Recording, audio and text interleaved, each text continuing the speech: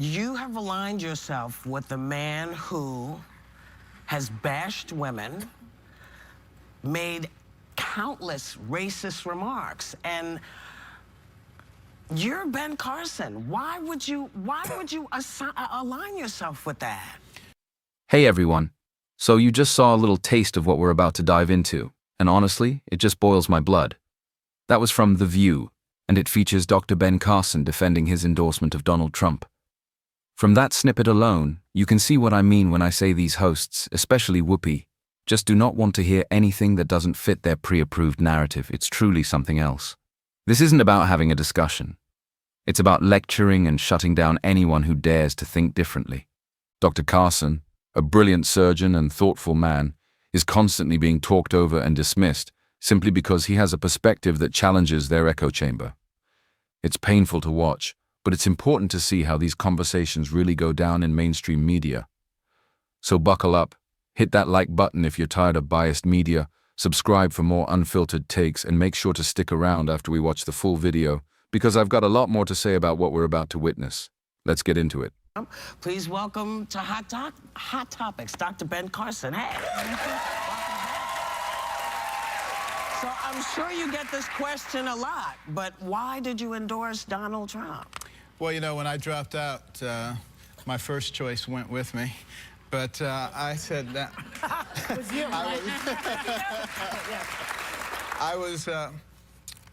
I was going to remain neutral.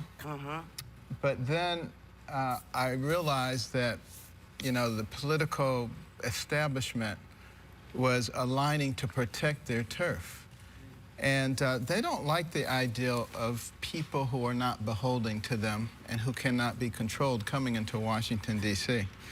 And that was one of the reasons they didn't like me very much, but I was easier to get rid of than Donald Trump. Well, Sir, I hate to ask this question, but you have aligned yourself with a man who has bashed women, made countless racist remarks, and you're Ben Carson. Why would you align yourself with that?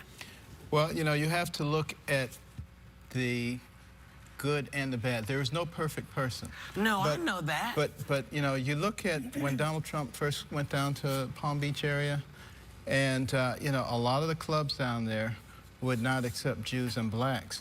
He insisted on Jews and blacks and helped to break that open. So has he said some things that I wouldn't say or that you wouldn't say? Of course. But he was also sued by the Justice Department in the 70s for not allowing black tenants into his properties, and he settled with the Justice Department, even though he didn't admit any liability, any wrongdoing. It's very clear to those of us in the law that that means that there was something amiss, and it was a significant consent decree. So the notion that he is a fan of the African-American community, I think is... Well, I will put it this way. I have met a lot of his employees, including African-Americans, and they have nothing but good things to say. Somebody who's hired as many people as he has hired, and you can find very few people who have anything negative to say. Well, what about and then you have to look at his family. I always say one of the ways that you measure a person is looking at their children. And how do their children act? Well, one's a big game hunter. I'm not thrilled with that.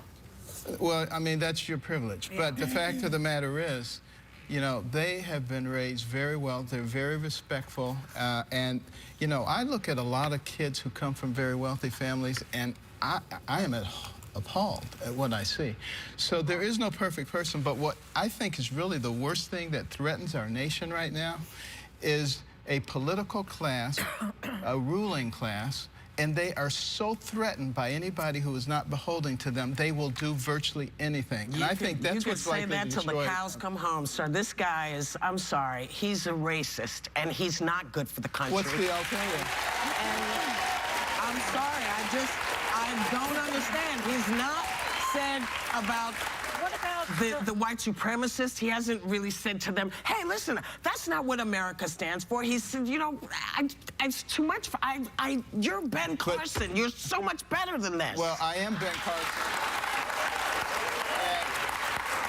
And that's the very reason I'm doing this, is because I look at the big picture.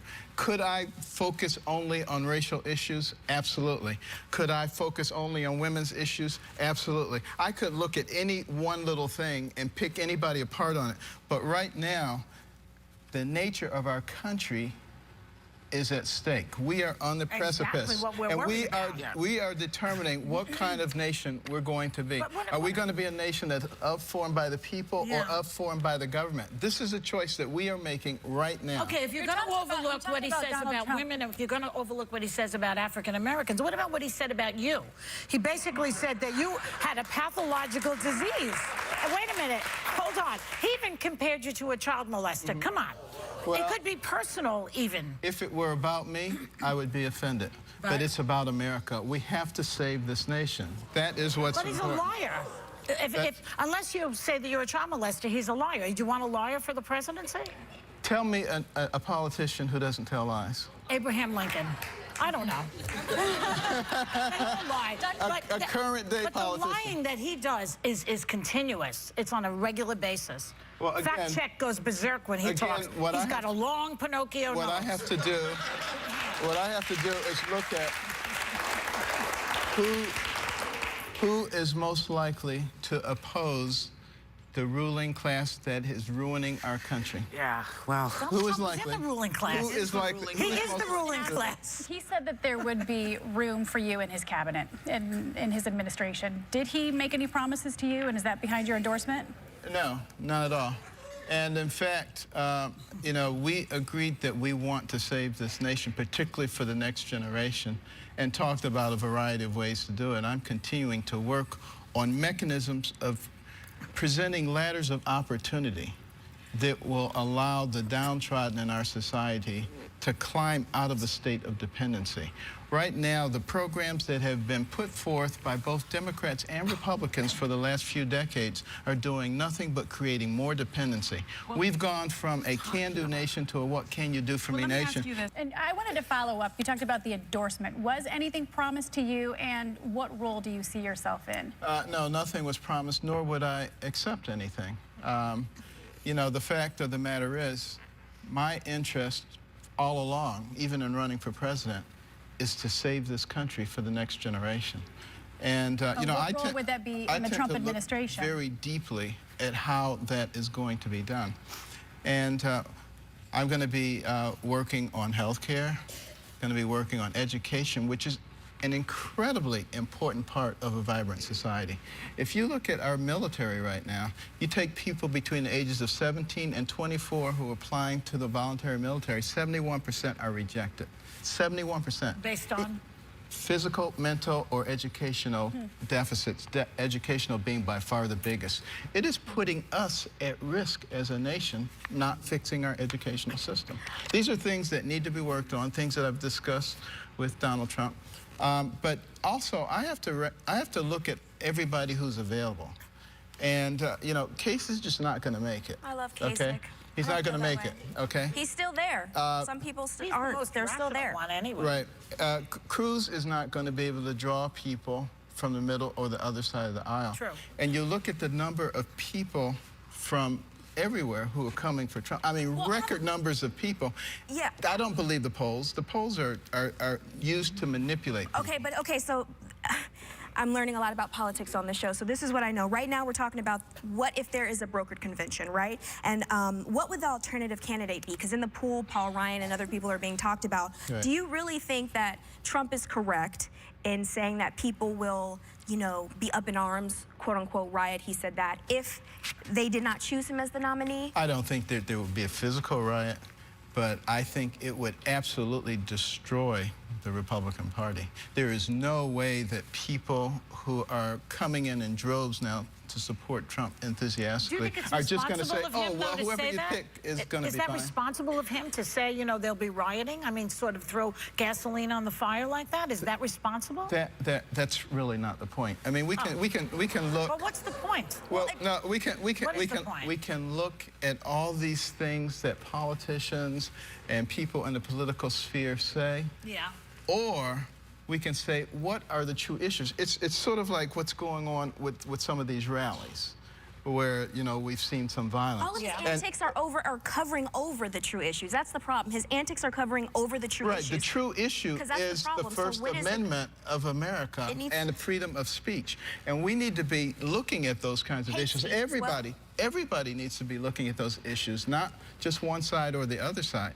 And the fact of the matter is, when you look at these rallies that are going on, do you ever see that happening in a Clinton or Bernie Sanders rally? They're not promoting one. They're not No, you promoting don't. Why not? Why not? Because people on the right don't do that. People on the left do that. And people on the left don't say, you know, go punch him if you want to, or I take him out on a stretcher. I haven't heard that on the left. Yeah, but you're missing my point. What's your point? What is the point? What is it? You're missing the point. The point is that we have to focus on the things that are essential to America, like First Amendment rights, not personalities. That's the problem. We always want to focus on personalities. But you've met with Donald Trump behind closed doors. Have you seen any evidence that he's really not the bombastic, sort of baiting personality? You said there were the two. Are there two Donald Trumps? There are. Well, which one is running for president? Which one? Who have you seen? Tell us who you have seen. Well, I have seen a man who's actually willing to sit down and engage in deep, serious conversations about the problems that affect our country. Well, why is he holding out on America? I have seen a man who actually recognizes that he doesn't know everything. And he doesn't think that's going to work in his election if he shows that side of him? Or is that more of like a male thing I have to show? Yeah, is that more of a male thing? I think you're going to see more of that side of him coming up. So he might be, so in fact, did you what notice? you're saying Did is you notice in the last? He might be fooling his own constituency. Did you notice in the last debate that he wasn't nearly as bombastic? Yes. Did you notice that? I did. That he's transitioning now into general election. But sir, you know, I think you're going to continue to see that. I'm sorry. But again, there's no perfect person. So, no, there isn't a perfect person, but if you're running for president of the United States of America, a country which has said to other countries, bring me the folks that you need who need freedom. We're here for you. When you talk about Mexicans being rapists and murderers, when you talk to women, if he had spoken to your wife the way he's spoken to some of these women, would you take that, sir? Let me tell you something. When you're very nice, you're very respectful, you talk about the real issues and not get into all these issues, where does it get you? It gets you where it got me. Nowhere, okay? No. So is that what this is about? No, it can't be about that. No, but here's my point. My point is he and some of the other politicians, they do what people want. They say what people want to hear. They appeal to people. That's how Hitler got in, sir. That's how Hitler got in. Yeah, but you were a voice.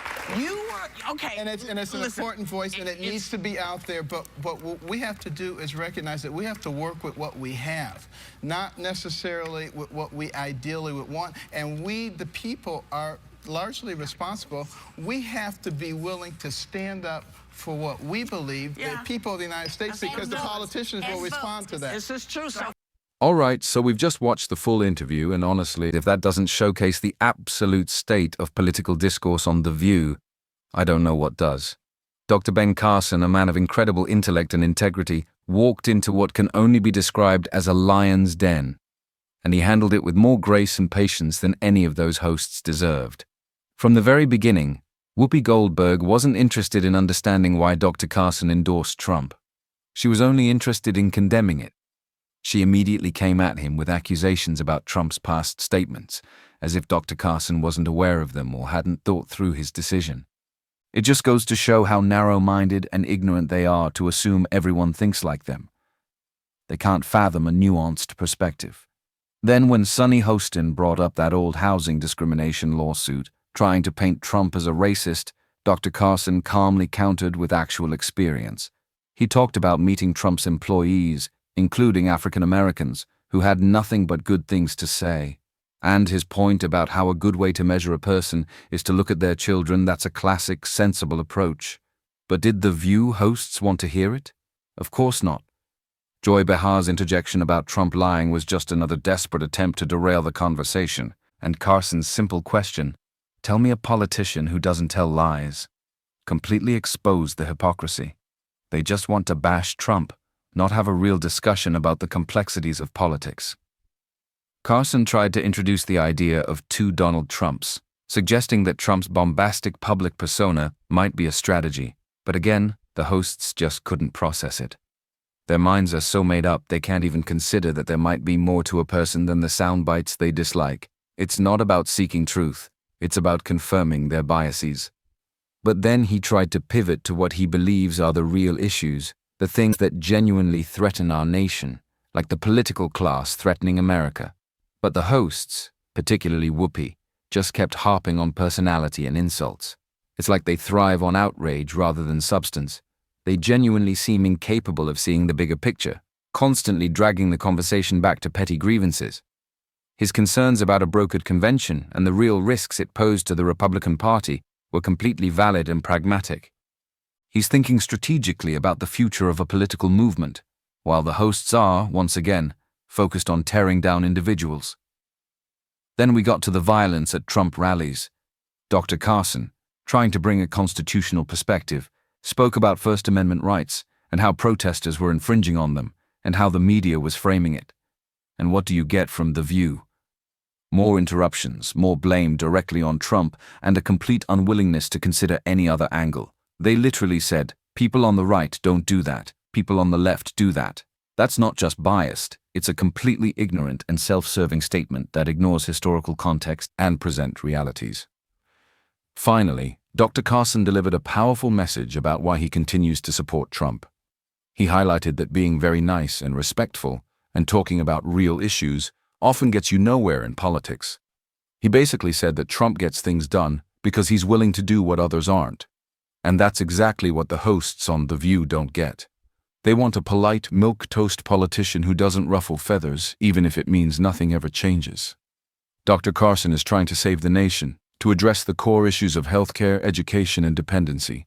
He's looking at what's essential to America, like First Amendment rights, while Whoopi and her co-hosts are stuck in a loop of personal attacks and outrage. They confuse loud, performative indignation for actual substance, and it frankly makes them look unbelievably ignorant and out of touch with what real Americans care about. They are part of the problem, constantly dividing and focusing on trivialities instead of solutions. It's infuriating to watch such brilliant minds be so willfully blind. What do you all think? Let me know in the comments below. Did Dr. Carson handle this perfectly, or were you as frustrated as I was with the constant interruptions and personal attacks from The View panel?